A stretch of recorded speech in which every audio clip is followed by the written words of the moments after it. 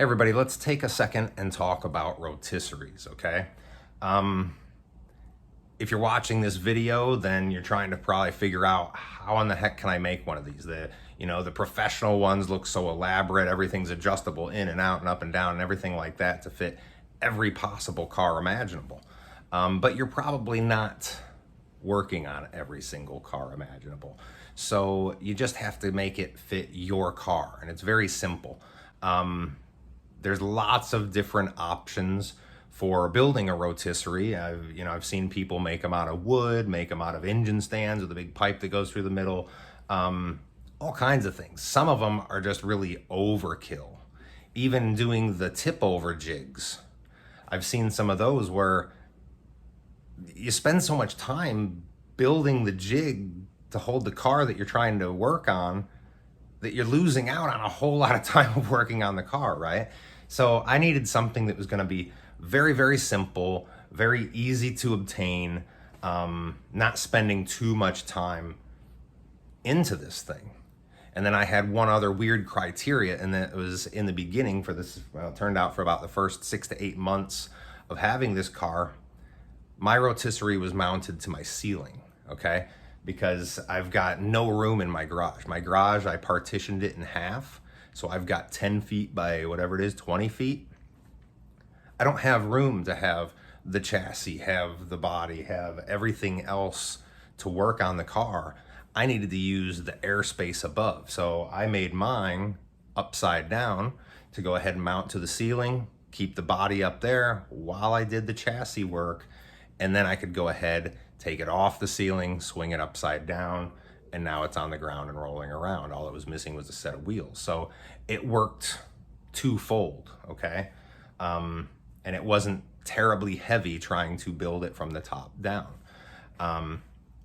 But overall, when you're trying to design or come up with how you're gonna make these rotisseries, a lot of people really go overkill with, it's like all these different locking mechanisms and adjustable things and this and that. You don't really need it. All you need at the end of the day is 2 pivot points. That's the whole thing with a rotisserie.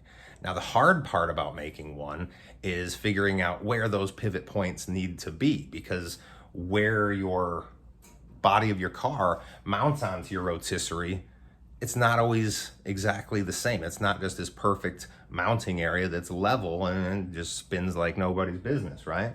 So the great part about using Unistrut here was that it's got holes, about an inch apart for the entire length of the thing. So when I went ahead, the back of my car, I'll show you in a minute, the back of my car, I've just got it mounted just to one of these brackets right here, right at the bumper line. So it's mounted nice and low on the body of the car. But here it didn't work that way because the body mounts elsewhere and I needed to offset that weight. So up here, I just extended it up, had my pivot points. And at first, you put it in, you try and eyeball it, you spin it, and it's a little, cattywampus, whatever. Okay, lift or lower one end and try again, because you've got all of the adjustments built in. You don't need to try and figure out the equation for the center of gravity and all of that stuff. It's just a real quick trial and error. And I put it on here by myself. I've got a hoist that I've got mounted on yet another piece of Unistrut over my head, hooked the body up to that, lifted it up, put it on. If it didn't pivot quite right, like I said, lower one side, raise one side, and it took no time at all to go ahead and mount the body onto the rotisserie, and now it's there. As far as getting too far in the weeds with like the locking mechanisms, and I've seen some that have, either a hand crank or an electric motor to be able to rotate the things and stuff like that. And it's like, why? You can literally just grab the car and twist. You don't you don't need all that stuff, We're gonna go ahead and I'll just walk you around and show you the different points of interest, so to say. Okay, so hang on. All right, so from the ground up, you've got your one crossbar here. You've got a long crossbar going between the front and the back. And then down here is just one of these connectors. Those I got on Amazon. I think they came in 2 packs. They weren't very expensive at all. And at first, like I said, I was bolting most of everything together.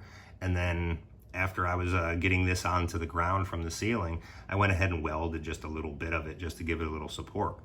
I used a leftover piece to make a bracket so it wouldn't, you know, teeter or totter kind of back and forth or anything like that. But that's the base of the front. For the most part, you've already seen the working part up here. It's yet another one of these brackets.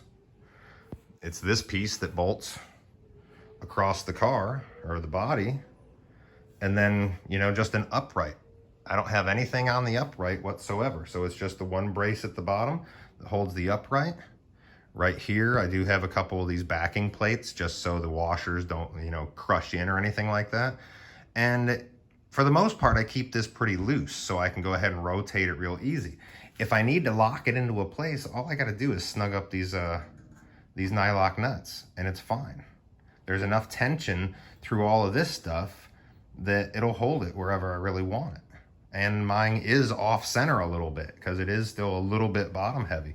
But for the most part, if I've got it vertical or if I've got it horizontal, it stays put. If I want it at a weird angle, then I have to snug these up a little bit, but no big deal. So that's the front. Let's go take a look at the back. All right, on the back of the rotisserie, the bottom is exactly the same as the front. Come on up here. Back here, I had to go ahead and double up 2 pieces because I didn't have enough room to mount this bracket back up against the back of the car because it was the way that the car curves. There wasn't enough room in the center. So all I did, find 2 brackets for button up 2 pieces together. Another small bracket here that mounts through. This is where the bumper mount would normally go. So it's supported inside. And then same thing as before. On my car, this one here, it's the rear bumper, it seems like it would be a low point, but it's actually kind of high. So I use this as my fixed point. And then up here in the front, made all my adjustments on the upright and this part when it was flat. Went ahead and just adjusted it out, and I think it took 2 tries. First one, put it on, sat it there, and it rotated a little weird. Pulled the bolt out, lifted up to the next hole, sat it back in, and it worked perfectly.